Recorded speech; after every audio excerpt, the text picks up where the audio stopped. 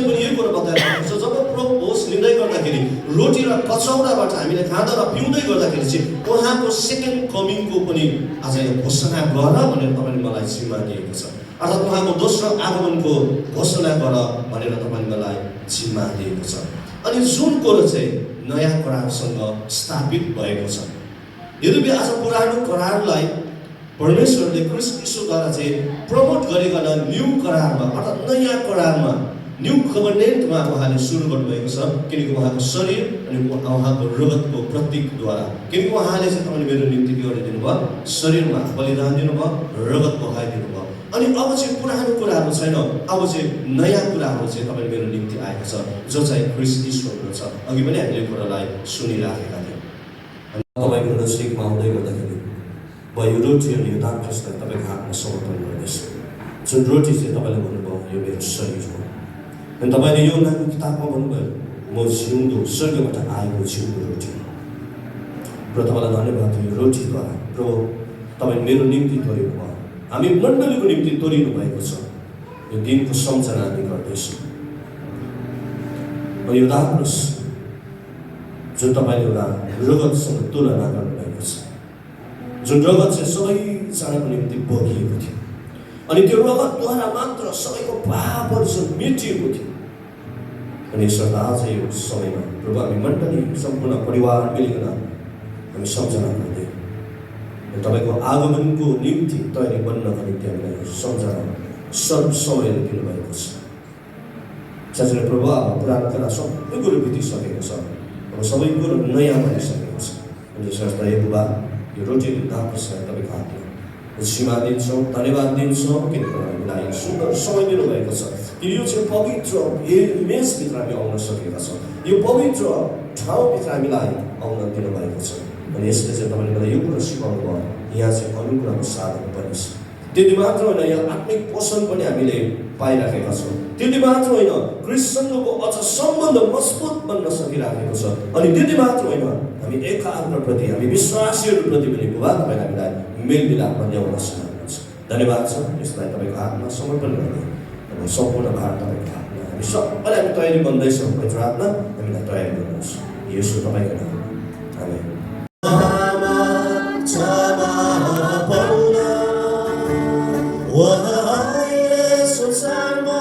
बचाउन हामी सबैलाई केवल उन्माद मुक्ति बोलेको साँचो कथाला, केवल उन्माद मुक्ति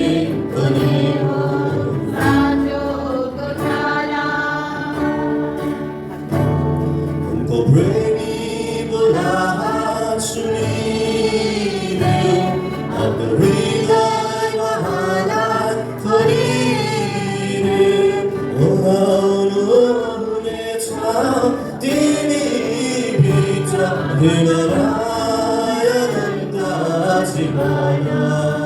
प्रभु म चरणमा आऊ, विश्वासलाई मजबुत बनाऊ, भुललाई स्वीकारी वहाँमा क्षमा पाउन, वहाँले संसारमा बचाउन हामी सबैलाई केवल उन्माद मुक्ति उनी हुन् साँचो गोठाला, केवल उन्माद मुक्ति उनी हुन् साँचो गोठाला। लडामा यसोलाई चुटिएको आशा हेरिदे, कल्वरी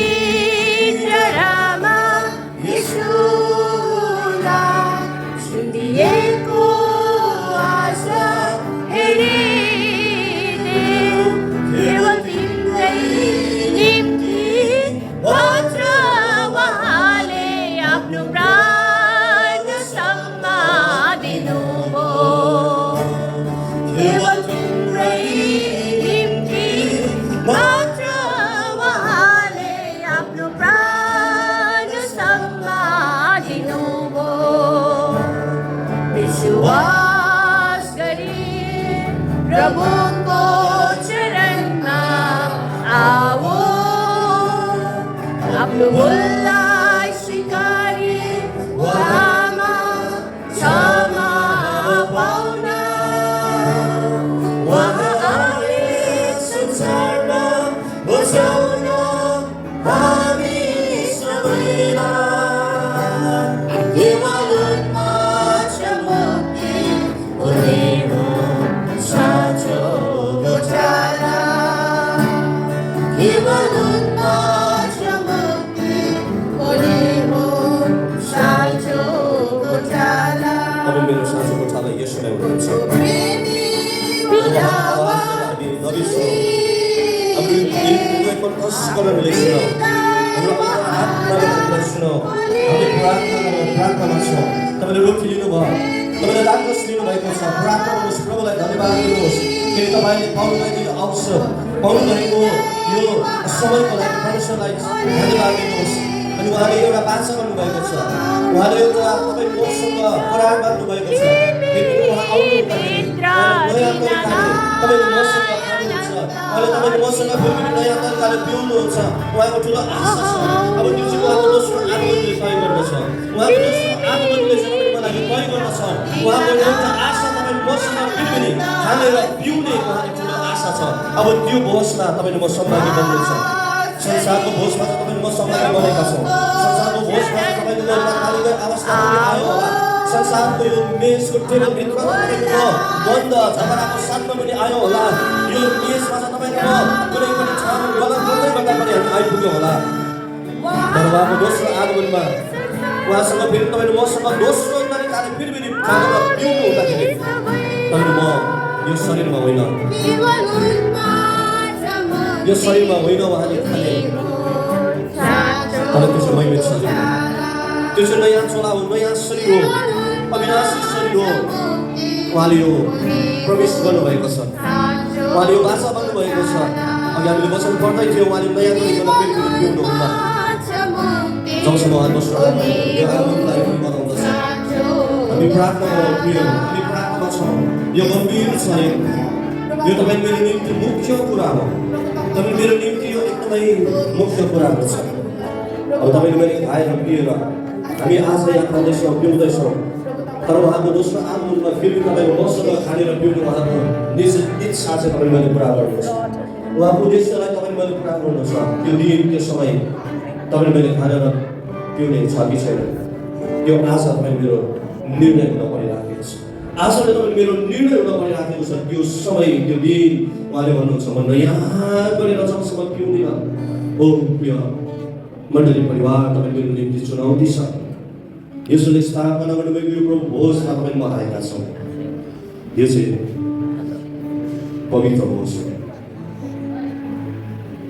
यो त्यसै भोज उहाँले सुरु गर्नुभएन जब उहाँको मृत्यु हुनु अगाडि अन्तिम साँझमा जब चेलाहरूसँग यो भोज लिँदै गर्दाखेरि उहाँले त्यसै लिनु भएन उहाँले त्यो मृत्युको सम्झना गराउँदै हुनुहुन्थ्यो उहाँको बलिदानको सम्झना गराउँदै गर्नुहुन्थ्यो अनि त्यति मात्र होइन उहाँको दोस्रो आगमनको प्रिय त्यो आगमनमा पनि फेरि पनि नयाँ गरेर पिउने चाहना चाहिँ आज येशू ख्रीष्टले तपाईँले मसँग गर्दै हुनुहुन्छ आज शरीरमा होइन प्रिय मेरो आत्मामा नयाँ शरीरमा तपाईँले मैले चाहिँ दोस्रो आगमनमा उहाँसँग हामी खानेर पिउन सक्छौँ तर प्रियहरू तपाईँले मैले चाहिँ अहिले नै तयारी गर्नुहुन्छ अहिले समय नै हामी शरीरमा हुँदैन तयारी गर्नु परिराखेको छ जुन रोटी तपाईँले मैले खाएका छौँ यो चाहिँ उहाँको शरीर हो स्वर्गबाट ओर्ले आएको जुन रोटी हो भनेर उहाँले गवाइदिनु भयो तपाईँले मैले त्यसै खाएका छौँ विश्वासको आधारमा खाएका छौँ अनि आफूलाई जाँच गरेर खाएका छौँ भनेर निश्चय नै उहाँसँग फेरि पनि दोस्रो आगमनमा हामीले खाना पाउँछौँ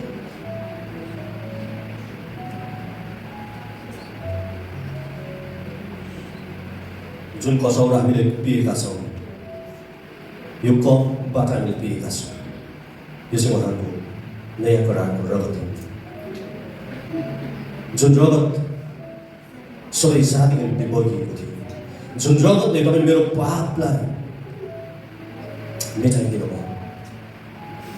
उहाँले फेरि पनि भाषा गर्दै हुनुहुन्छ, उहाँले प्रमिस गर्दै हुनुहुन्छ दोस्रो आगमनमा फेरि पनि तपाईँ मसँग पिउनको लागि। यसरी प्रिय मण्डली परिवार, अब दोस्रो आगमनमा उहाँसँग पिउनको लागि अब तपाईँले मलाई यो आह्वान गरिराखेको छ। यो उहाँको मृत्युको सम्झना गर्दै गर्दाखेरि चाहिँ उहाँको मृत्युको पनि प्रसार गर्नुपर्नेछ, उहाँको सन्देशलाई प्रचार गर्नुपर्नेछ, उहाँको शक्तिलाई प्रचार गर्नुपर्नेछ, उहाँको उद्धारकर्तालाई प्रचार गर्नुपर्छ, उहाँको मुक्तिलाई प्रचार गर्ने समय तपाईँ मेरो निम्ति परमेश्वरले दिनुभएको छ। आउनुहोस् हामी प्रार्थना गर्नेछौँ। परमेश्वर, हामी धन्यवाद दियौँ यो मेजमा हामी सौभाग्य बन्न सकेका छौँ। प्रभु, हामी तपाईँलाई